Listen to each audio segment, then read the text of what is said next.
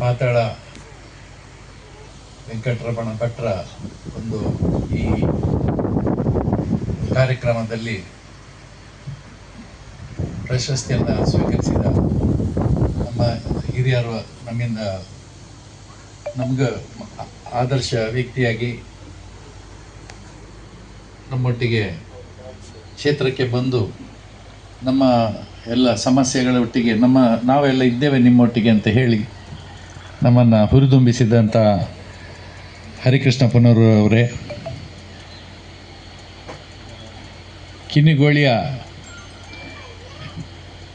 ಯಾವುದೇ ವಾತಾವರಣದಲ್ಲಿ ಏನು ಯಕ್ಷಗಾನ ಮತ್ತು ಯಾವುದಾದ್ರೂ ನಮಗೆ ಸಂಬಂಧಪಟ್ಟಂಥ ಒಂದು ಸಮಸ್ಯೆಗಳು ಬಂದರೆ ನಾವು ನೆನಪಿಸೋದು ಭುವನಾಭಿರಾಮ ಉಡುಪರನ್ನು. ಅವರಿಗೆ ಒಂದು ಫೋನ್ ಮಾಡಿದರೆ ಎಲ್ಲವೂ ಕೆಲಸ ಆಗತ್ತೆ. ಅದೇ ರೀತಿ ನಮ್ಮ ಈ ತಾಲೂಕಿನ ಯುವ ನಮ್ಮ ಪುತ್ತಿಲ್ಲನವರು, ಅವರನ್ನು ನಾನು ಅವರನ್ನು ಹೆಚ್ಚು ಹೊತ್ತು ಕಾಣಲಿಲ್ಲ. ಈ ಒಂದು ಕ್ಷೇತ್ರಕ್ಕೆ ಬಂದಾಗ ಮಾತಾಡಲಿಕ್ಕೆ ಸಿಗ್ತಾರೆ, ನಮಸ್ಕಾರ ಮಾಡ್ತಾರೆ, ಅವರವರ ಕಾರ್ಯಕರ್ತರ ಜೊತೆ ಅರ್ಜೆಂಟ್ ಹೋಗ್ತಾರೆ. ಆದರೆ ಇವತ್ತು ಪುಣ್ಯಾತ್ಮ ನನ್ನ ಜೊತೆ 1.5 ತಾಸಲ್ಲಿದ್ದಾರೆ ಕೂತ್ಕೊಂಡು. ಅರ್ಜೆಂಟ್ ಏನೋ ಇರಬೇಕು, ಆದರೂ ಹೇಗೋ ಹಲ್ಲು ಕಚ್ಚಿಕೊಂಡು ಇದ್ದಾರೆ. ನಾನು ಕೇಳಿದೆ ಅರ್ಜೆಂಟ್ ಇದನ್ನು ಪೋಲೆ ಅಂತ. ಶಕ್ವಾಕ ಅವರು ಅರ್ಜೆಂಟ್ ಉಂಟು ಪೋಡು ಅಂತ ಹೇಳಿದರು. ಆಯಿತು ಹೋಗಿ ಬನ್ನಿ ಅಂತ ಹೇಳಿದೆ. ಅಂದರೆ ಇದೊಂದು ಮನೆ ವಾತಾವರಣ. ಇವತ್ತು ಒಂದು ಕಾರ್ಯಕ್ರಮದಲ್ಲಿ ಭಾಷಣ ಮಾಡೋದಕ್ಕಿಂತಲೂ ಹೆಚ್ಚು ನಾನು ಸ್ವಲ್ಪ ತಮಾಷೆ ಮಾಡ್ತಾಯಿದ್ದೆ. ನಮ್ಮ ಮಾಲಿಂಗ್ ಭಟ್ರು ತುಂಬ ಚೆನ್ನಾಗಿ ನಮ್ಮನ್ನು ಪರಿಚಯಿಸ್ತಿದ್ರು. ಎಲ್ಲರೂ ಡಲ್ ಇದ್ದರು. ಅದಕ್ಕೆ ಒಂದು ಸಣ್ಣ ಚಟಾಕಿ ಹಾಕಿದೆ, ಏನು ಏಕೋಪಾಧ್ಯಾಯ ಶಾಲೆ ಮುಖ್ಯೋಪಾಧ್ಯಾಯ ಅಂತ. ಅದು ಕರೆಕ್ಟ್, ಒಬ್ಬರೇ ಅವರು.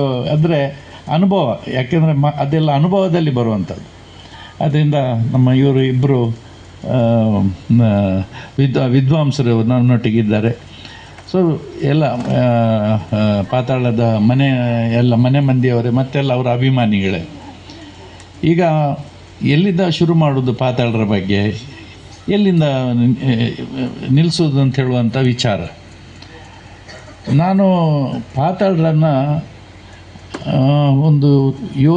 ಅವರನ್ನು ನಾನು ನೋಡಿದ್ದು ಸುಮಾರು 65ನೇ ಇಸ್ವಿಯಲ್ಲಿ. ನಮ್ಮ ತಂದೆಯವರು ಕುರಿಯ ವಿಠಲ್ ಶಾಸ್ತ್ರಿಗಳಿಂದ, ಇದು ಎಷ್ಟು ಜನಕ್ಕೆ ಗೊತ್ತಿಲ್ಲ ಅಂತ ಕಾಣ್ತದೆ, ಕುರಿಯ ವಿಠಲ್ ಶಾಸ್ತ್ರಿಗಳ ಒಂದು ಯಕ್ಷಗಾನ ಅವರು ಕಾಂಟ್ರಾಕ್ಟ್ ತಗೊಂಡು ನಡೆಸ್ತಾಯಿದ್ರು. ಆ 64ನೇ ಇಸ್ವಿಯಲ್ಲಿ ಅವರಿಂದ ನಡೆಸ್ಲಿಕ್ಕೆ ಆಗಲಿಲ್ಲ ಅಂತ ಕಾಣುತ್ತೆ. ಅದು ಅಲ್ಲಿ ಏನು ನಡೀತು ಅಂತ ನನಗೆ ಸರಿ ಗೊತ್ತಿಲ್ಲ. ಸೊ 65ನೇ ಇಸ್ವಿಗೆ ತಂದೆಯವರು ಎಂಕುಲೆ ಟೆಂಟದ ಮೇಳ ಮಲ್ಪುಗ ಅಂತ ಹೇಳಿ ಹೊರಟರು. ಆವಾಗ ನಮ್ಮ ಶೇಣಿ ಮತ್ತು ದೊಡ್ಡ ದೊಡ್ಡ ಕಲಾವಿದರನ್ನು ಅವರೇ ಸ್ವತಃ ಹೋಗಿ ಮೇಳಕ್ಕೆ ಕರ್ಕೊಂಡು ಬಂದು ಮೇಳ ನಡೆಸಿದರು. 2 ಅಥವಾ 3 ವರ್ಷ ಅವರು ಇದ್ದರು, ಶೇಣಿಯವರು ಮತ್ತು ತುಂಬ ಜನ, ಗೋವಿಂದ ಭಟ್ರು ಮತ್ತು ನಾರಾಯಣ ಹೆಗಡೆ. ಅದರಲ್ಲಿ ಒಂದು ಸ್ತ್ರೀ ವೇಷ ಇದ್ದದ್ದು ಪಾತಾಳದು. ನಂತರ ಈ 67, 68ರಲ್ಲಿ ಇನ್ನೊಬ್ಬ ಸ್ತ್ರೀ ವೇಷದವ ಬಡಗತಿಟ್ಟಿನಲ್ಲಿ ವೈಕುಂಠ ಅಂತ ಇದ್ದರು, ಕೋಟ ವೈಕುಂಠ ಅಂತ ಹೇಳಿದ್ದು. ಆದ್ದರಿಂದ 2 ಜನ, ಇಬ್ಬರು ಸ್ತ್ರೀ ವೇಷಕ್ಕೆ ಭಾರಿ ಹೆಸರುವಾಸಿಯಾದಂಥ ಒಂದು ಮನೆ ಮಾತದು. ಆದ್ದರಿಂದ ಅವರು ನಮ್ಮ ಪಾತಾಳರು ಎಂಥ ವೇಷ ಕೊಡಲಿ ಅದಕ್ಕೆ ಜೀವ ತುಂಬುತ್ತಿದ್ದರು. ಅದು ದೊಡ್ಡ ವಿಶೇಷ. ಜೀವ ತುಂಬುವುದು ಹೇಗೆ ಅಂದರೆ, ಅದು 10 ನಿಮಿಷದ ವೇಷ ಆಗಲಿ ಅಥವಾ ಅರ್ಧ ಗಂಟೆ ವೇಷ ಆಗಲಿ, ಅವರು ಚೌಕಿಗೆ 2 ತಾಸು ಅದನ್ನು ಮುಂದೆ ಬಂದು ತಯಾರಾಗ್ತಾಯಿದ್ರು. ಅದು ಅವರ ವಿಶೇಷ.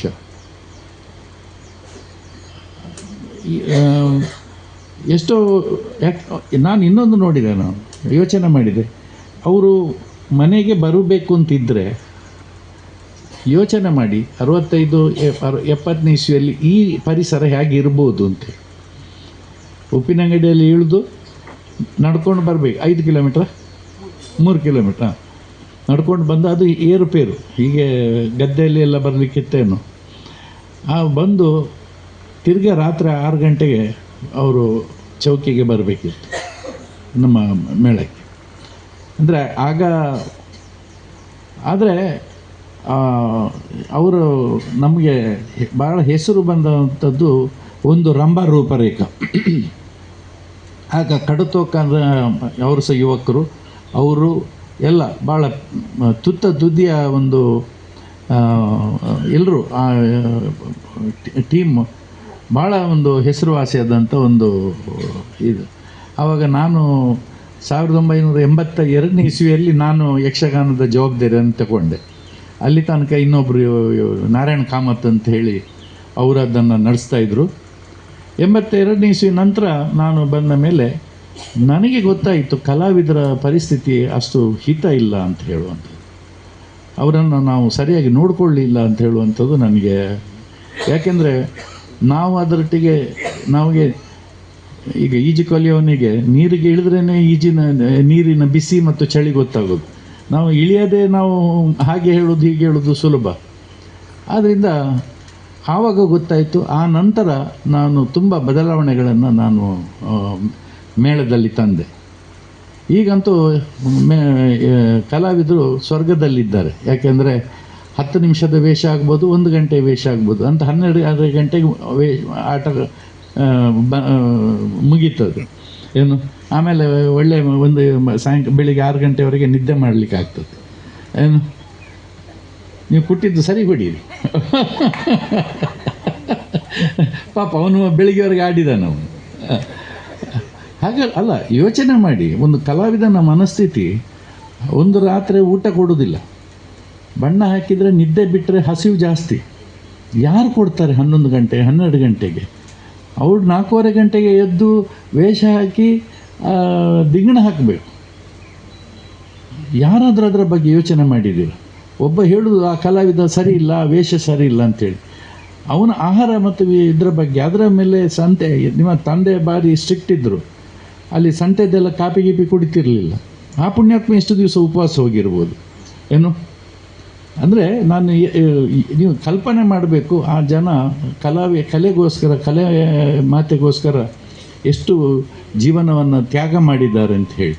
ಅದಕ್ಕೆ ಅವರನ್ನು ದೇವರು ನೋಡಿ ಎಷ್ಟು ಚಂದದವನು ಕುಂಕುಮ ಇಡ್ತಾಯಿದ್ರು ಏನು, ಅದು ಕಣ್ಣಿಗೆ ಕಾಣ್ತದವರು ಏನು. ಇಂಥದ್ದೆಲ್ಲ ಒಂದು ಪರಿಸ್ಥಿತಿ ಮತ್ತು ಪರಿಸರವನ್ನು ಹೇಗೆ ನಾವು ಅನುಭವಿಸಬೇಕು ಅಂತ ಹೇಳುವಂಥ ಬಗ್ಗೆ. ಇದೇ ರೀತಿ ನಮ್ಮ ತಂದೆಯವ್ರನ್ನ ಮತ್ತು ಅಣ್ಣವರ ಕಾಲದಲ್ಲಿ ಆಡಳಿತ ಬಂತು. 78, 79 ನಂತರ ಮತ್ತು ಯಾವ ಕಾರಣಕ್ಕೆ ಮೇಳದಲ್ಲಿ ಬಿಟ್ಟರು ಅಂತ ಹೇಳುವಂಥದ್ದು ನನಗೆ ಗೊತ್ತಿಲ್ಲ. 82ನೇ ಇಸ್ವಿ ನಂತರ ನಾನು ಸೀರಿಯಸ್ ಆಗಿ ಮೇಳವನ್ನು ನಡೆಸ್ಕೊಂಡು ಬಂದೆ. ಈಗ 45 ವರ್ಷದ ಒಂದು ಮಂಜುನಾಥನ ಗಣಪತಿಯ ಸೇವೆ ಮಾಡುವಂಥ ಅವಕಾಶ ನನಗೆ ಗಣಪತಿ ಕೊಟ್ಟಿದ್ದಾನೆ. ಇನ್ನು ಅಂಬಾಪ್ರಸಾದ್ ರಾಮಲ್ವ ಶ್ರೀರಾಮನ್ ಅವರು ಇಬ್ಬರು ಮೊನ್ನೆ ಬಂದಿದ್ದರು ಈ ಥರ ಪಾತಾಳದವರ ಕಾರ್ಯಕ್ರಮಕ್ಕೆ ಬರಬೇಕು ಅಂತ ಹೇಳಿ. ಇವತ್ತು ಖುಷಿ ಆಯಿತು. 6 ಜನ ಮಕ್ಕಳು, ಅವರಿಗೆ 4 ಜನ ಹೆಣ್ಮಕ್ಳು ಎಲ್ಲ ಸಿಸ್ಟರ್ಸ್ ಎಲ್ಲ ಸಿಕ್ಕಿದ್ರು. ಅಂದರೆ ನನಗೆ ಅವರ ಮನೆ ಎಲ್ಲಿ ಏನಂತ ಗೊತ್ತಿಲ್ಲ ನನಗೆ. ಉಪ್ಪಿನಂಗಡಿದ ಕೈತಲ್ಲಿಗೆ ಅಂತ ಹೇಳ್ತಾಯಿದ್ರು. ಅಂದರೆ ಆ ಪುಣ್ಯಕ್ಕೆ ಹಾಗಾದರೆ ನಡೆದುಕೊಂಡು ಬರಲಿಕ್ಕೆ ಆಗ್ತಿರಲಿಲ್ಲ. ಈಗ ಕಾರಲ್ಲಿ ಹತ್ರ ಬರ್ಬೋದು, ಆದರೆ ಈಗ ನಾನು ಯೋಚನೆ ಮಾಡೋದು ಹತ್ತಲಿಕ್ಕೆ ಹೇಗೆ ಉಂಟು ಕಷ್ಟ ಅಂಥೇಳಿ. ಅಂದರೆ ಯೋಚನೆ ಮಾಡಿ ಎಷ್ಟು ತ್ಯಾಗ ಮಾಡಿದ್ದಾರೆ ಅವರು, ಫ್ಯಾಮಿಲಿಗೋಸ್ಕರ, ಕುಟುಂಬಕ್ಕೋಸ್ಕರ ಎಷ್ಟು ತ್ಯಾಗ ಮಾಡಿದ್ದಾರೆ, ಕಲೆ ಮಾತೆಗೋಸ್ಕರ ಎಷ್ಟು ತ್ಯಾಗ ಮಾಡಿದ್ದಾರೆ ಅಂಥೇಳಿ. ಆದರೆ ನಾವು ಮತ್ತೊಮ್ಮೆ ಅವರಿಗೆ ನಾವು ಗೌರವಧನವಾಗಿ ನಾವು ತಿಂಗಳು ಕಳಿಸ್ತಾ ಇದ್ದೀವಿ. ಒಮ್ಮೆ ಬಂದು ಹೇಳಿದರು, ಯಾನು ಕಲಾವಿದರಿಗೆ ಇಂಕ್ಲೊಂದು ಸಮ್ಮಾನ ಕೊಡೋದಿಲ್ಲ. ನನಗೆ ಆಶ್ಚರ್ಯ ಆಯಿತು. ಈ ಪುಣ್ಯಾತ್ಮನಿಗೆ ನಾವು ಗೌರವಧನ ಕಳಿಸ್ತಾ ಇದ್ದೇವೆ, ಆ ಪುಣ್ಯಾತ್ಮ ಪುನಃ ವಾಪಸ್ ಕೊಡೋದಂತೆ, ಎಂಥದ್ದಿದು ಅಂತ ಏನು.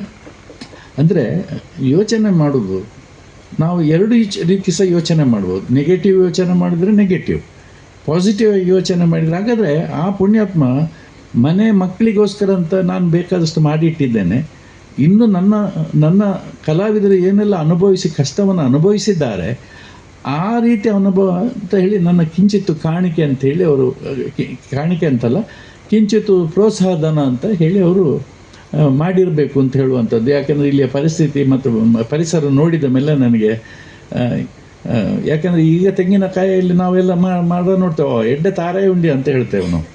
ಆದರೆ ಆ ತೆಂಗಿನ ಮರಕ್ಕೆ ಹಾಕಲಿಕ್ಕೆ ಎಷ್ಟು ಕಷ್ಟ ಅಂತ ಹೇಳುವಂಥದ್ದು ನಿಮಗೆಲ್ಲ ಗೊತ್ತಿದೆ, ನೀವೆಲ್ಲ ಅನುಭವಿಸೋದು. ಇನ್ನು ಅವರ ನಮ್ಮ ತಾಯಿಯವರಿಗೆ ಪಾತಾಳದವರು ಅಂದರೆ ಒಂದು ಬಂದರೆ ನೋಡಿ, ನಾವು ನಮ್ಮ ಸಮಸ್ಯೆ ಅಂದರೆ ನಾವು ಬಂದರೆ ಇನ್ನೊಂದು ಕಡೆ ಓಡುವಂಥದ್ದು. ಇವರು ಬಿಡಿ, ರಾಜಕೀಯ ಪಾಪ ಅವರಿಗೆ ಒತ್ತಡ ಇರ್ತದೆ. ಆದರೆ ನಮಗೆ ಕೆಲಸ ಇಲ್ಲದಿದ್ದರೂ ನಾವು ಬೇಗ ಹೋಗಬೇಕು.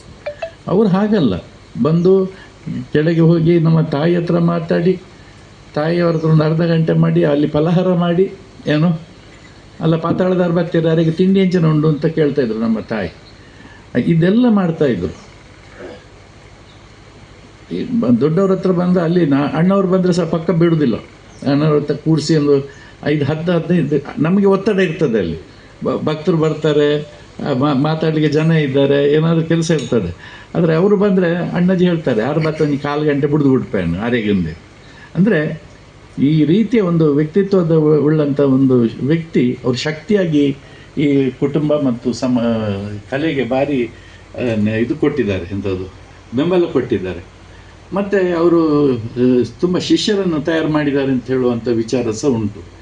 ಅವರು ಒಂದು ಸಣ್ಣ ಅಲ್ಲಿ ನನ್ನ ಅನುಭವದಲ್ಲಿ ಬಂದಂಥದ್ದು ಒಂದು ಸಣ್ಣ ಜಿಜ್ಞಾಸೆ ಬಂತು. ಈ ತೆಂಕಿನವರು ಬಡಗುತಿಟ್ಟಿನ ನಾಟ್ಯವನ್ನು ಮಾಡ್ತಾರೆ ಅಂತ ಹೇಳುವಂಥ ವಿಚಾರ ಬಂತು. ಅದಕ್ಕೆ ಇವರು ವಿರುದ್ಧವಾಗಿ ಇಲ್ಲ, ಯಾನು ತೆಂಕುಡ್ಲಾನ್ ಹೊಚ್ಪಾದ ಗೊರ್ಪ ಅಂತ ಹೇಳಿ ಅದನ್ನು ತೋರಿಸಿಕೊಟ್ಟಂಥದ್ದು ನೆನಪುಂಟು ನನಗೆ. ಸಾಧಾರಣ 70-75ರ ದಶಕದಲ್ಲಿ ಅಣ್ಣವ್ರ ಹತ್ರ ಮಾತಾಡಿದ್ದು. ಆವಾಗ ನಾವು 72ನೇ ಇಸ್ವಿಯಲ್ಲಿ ಕಲಾ ಕೇಂದ್ರ ಮಾಡಿದ್ದೆವು ನಾವು. ನಮ್ಮ ಯಾಕೆಂದರೆ ಹುಡುಗರು ಸಿಗ್ತಾ ಇಲ್ಲ ಅಂಥೇಳಿ ಈಗ ನಾವು ಕಲಾ ಕೇಂದ್ರ ಈಗ ನಿಲ್ಲಿಸಬೇಕಾಯ್ತು. ನಿನ್ನೆ ನಾನು ನಮ್ಮ ಸ್ಕೂಲ್ ಡೇಯಲ್ಲಿ ಯಕ್ಷಗಾನ ಇತ್ತು. ಯಕ್ಷಗಾನ ಅವರು ಮಾತಾಡಲಿಕ್ಕೆ ಗೊತ್ತಿಲ್ಲ ಮಕ್ಕಳಿಗೆ, ಏನು ಪಾಪ ಅವನು ಟ್ರೈ ಮಾಡ್ತಾ ಇದ್ದಾನೆ ನಮ್ಮ ಡೈರೆಕ್ಟರ್ ಬೆಳಲ್ ಲಕ್ಷ್ಮಣ. ಮತ್ತು ಭಾಗವತಿಗೆ ಮತ್ತು ಇವರೆಲ್ಲ ದೊಡ್ಡವರೇ, ಅವರು ಹಾಡೋದು ಒಂದೇ ಬಂತು, ಅವರಿಗೆ ಮಾತಾಡಲಿಕ್ಕೆ ಗೊತ್ತಿಲ್ಲ. ಅಂದರೆ ಅಷ್ಟು ಕಷ್ಟ ಇದೆ ಒಂದು ತಯಾರು ಮಾಡುವಂಥ ವಿಚಾರದಲ್ಲಿ. ಹಾಗೆ ಇವರು ಸಹ ತುಂಬ ಜನ ಕಲಾವಿದರನ್ನು ತಯಾರು ಮಾಡಿದ್ದಾರೆ, ಕಲೆಗೆ ಕೊಟ್ಟಿದ್ದಾರೆ. ಮತ್ತು ನಮ್ಮ ಅಂಬಪ್ರಸಾದ್ ಕೂಡ ಭಾಳ ದೊಡ್ಡ ಕಲಾವಿದ. ಅವನನ್ನು ನಾವು ತುಂಬ ಅನುಭವಿಸಲಿಲ್ಲ. ನನಗೆ ಅವರು ನಮ್ಮ ಮೇಳದಲ್ಲಿ ಅವರಿಗೆ ಅವಕಾಶ ಸಿಗಲಿಲ್ಲ ನಮಗೆ. ಆದರೆ ನಾನು ಬೇರೆ 2-3 ಕಡೆ ನೋಡಿದ್ದೇನೆ. ಬಟ್ ನಮ್ಮ ಪಾತಾಳ ವೆಂಕಟರಮಣ ಭಟ್ರನ್ನು ನಾವು ಕಲಾವಿದರಾಗಿ ಅಭಿಮಾನಿಯಾಗಿ ನಾನು ಅವರನ್ನು ತುಂಬ ಅನುಭವಿಸಿದ್ದೇನೆ. ಅದೇ ಹೇಳಿದಲ್ಲ, ರಂಭ ರೂಪರೇಖದ ಒಂದು ದೃಶ್ಯ ಈಗಲೂ ಕಣ್ಣಿಗೆ ಬರ್ತದೆ. ಕಡತೋಕ ಮತ್ತು ಚಿಪ್ಪಾರ್ ಬಳ್ಳಾಳರು ಮತ್ತು ಮೊದಲಿಗೆ ಗೊತ್ತಿಲ್ಲ, ಮತ್ತು ನಾರಾಯಣ ಹೆಗ್ಡೆ ಅವರ ಒಂದು ಭಸ್ಮಾಸುರ ಮೋಹಿನಿ, ಅದೊಂದು ಭಾರಿ ಒಂದು ಸನ್ನಿವೇಶ. ಪುತ್ತೂರಲ್ಲಿ ನಾನು ನೋಡಿದ್ದು, ಈಗಲೂ ನನಗೆ ಪುತ್ತೂರು ಜಾತ್ರೆಯಲ್ಲಿ ಅದು ಆಗೋದು, ಅದನ್ನೆಲ್ಲ ನೋಡಿದ ಒಂದು ನೆನಪಲ್ಲಿದೆ. ಹಾಗೆ ನನಗೂ ಖುಷಿ ಆಯಿತು. ಎಲ್ಲ ಬೋಂಡ ಎಲ್ಲ ಚೆನ್ನಾಗಿತ್ತು, ತಿಂಡಿ ಎಲ್ಲ ಚೆನ್ನಾಗಿತ್ತು. ಏನೋ ನಾವು ಬಂದದ್ದೇ ಅದಕ್ಕೆ ಮಾರೆ, ತಿಂಡಿ ತಿನ್ನಲಿಕ್ಕೆ ಅಂತ ಬಂದು ಫಂಕ್ಷನ್ಗೆ. ಮತ್ತೆಂತ ಇದು ನಾವು ಎಲ್ಲ ಕೂತ್ಕೊಂಡು ತಮಾಷೆ ಮಾತಾಡು. ಈಗ ಅವರಿಗೆ ಸಮಾಧಾನ ಆಯಿತು, ಯಾರಿಗೆ, ನಿಮ್ಮ ಅಪ್ಪನಿಗೆ ಖುಷಿ ಆಯಿತು, ಎಲ್ರಿಗೂ ಆಯಿತಾ. ಮತ್ತು ಈ ಜಾಗವನ್ನು ನಿಮಗೆ ಬಿಟ್ಟು ಕೊಟ್ಟಿದ್ದೇವೆ, ಇನ್ನು ನಿಮಗೆ ಋಣ ಇಲ್ಲ, ಅರ್ಥ ಆಯ್ತಾ. ನಾವು ಬಿಟ್ಟು ಕೊಟ್ಟಾಗಿದೆ. 72ನೇ ಇಸ್ವಿಯಲ್ಲಿ ಇದೊಂದು ನಿಮಗೆ ಗೊತ್ತುಂಟ ಇಲ್ಲೋ, ಸುಮಾರು 4,500 ಎಕರೆಯನ್ನು ನಾವು ಭೂಮಸೂದೆಯಲ್ಲಿ ಅದು ಹೆಗ್ಡೆ ಅವರು ಅವರು ಸಾಧಾರಣ 23 ಅಥವಾ 25ರ ತರುಣ. ಅವರು ಆಗಲೇ ಭೂಮಸೂದೆ ಬಂದ ತಕ್ಷಣ ಬರೆದು ಕೊಟ್ಟರು. ಎಲ್ಲ ಯಾರು ಒಕ್ಕಲಿಗೆ ಬರೆದು ಕೊಟ್ಟರು. ಅದು ಇವತ್ತಿಗೆ ಅದೊಂದು ಎಂಥದ್ದು. ಈಗ ಬಿಡಿ, ಕೆಲವರು ಬಂದು ಕಿರಿಕಿರಿ ಮಾಡ್ತಾರೆ, ಅದರ ವಿಷಯ ಬೇಡ ನಮಗೆ. ಸಂತೋಷದ ವಿಷಯದಲ್ಲಿ ಕಿರಿಕಿರಿ ಅಂದರೆ ಒಂದು ವರ್ಗ ಇರ್ತದೆ, ಅವ್ರು ನಮ್ಮನ್ನು ಸದಾ ಎಚ್ಚರಿಸುತ್ತಾರೆ ಅಂತ ತಿಳ್ಕೊಂಡು ನಾವು ಅದಕ್ಕೆ ಜಾಗೃತಿ ಇರಬೇಕು. ನಿಮ್ಮ ಮನೆ ನೀವೆಲ್ಲರೂ ಒಟ್ಟಿಗೇರಿ, ನೀವೆಲ್ಲ ಹೀಗೆ ಬೆಳೆಸಿ, ಏನು ಅರ್ಥ ಆಯ್ತಾ. ಒಂದು ಮಾತು ಬರುತ್ತೆ, ಒಂದು ಮಾತು ಹೋಗುತ್ತೆ. ಅದು ಇಲ್ಲದೆ ಏನಾದರೂ ಇದ್ರೆ ಅದು ನಮ್ಮಲ್ಲಿ ಬರೋದು ಬೇಡ, ನಿಮ್ಮಲ್ಲಿ ತೀರ್ಮಾನ. ಹಾಗೆ ನನ್ನನ್ನು ಕರೆದು ನನಗೆ ಸನ್ಮಾನ ಮಾಡಿ, ನಮ್ಮ ಹಿರಿಯಣ್ಣ ಇವರಿದ್ದಾರೆ, ನಮ್ಮ ಪುನರವರಿದ್ದಾರೆ, ಅವರ ವಿಷಯ ನಿಮಗೆ ತುಂಬ ಹೇಳಿ ಆಯಿತು, ನಾನು ತಿರ್ಗಾ ಮಾತಾಡಬೇಕು ಅಂತಿಲ್ಲ. ಇಡೀ ಕನ್ನಡ ಸಾಹಿತ್ಯ ಲೋಕವನ್ನು ಕರ್ನಾಟಕದಿಂದ, ಯಾಕಂದರೆ ಅದು ಬೆಂಗಳೂರಿನ ಗಂಟು ಅಂತಲೇ ಇತ್ತು, ಅದನ್ನು ಎಳ್ಕೊಂಡು ಬಂದದ್ದು ನಮ್ಮ ಪುನರೂರಿನವರು ಎಳ್ಕೊಂಡು ಬಂದದ್ದು.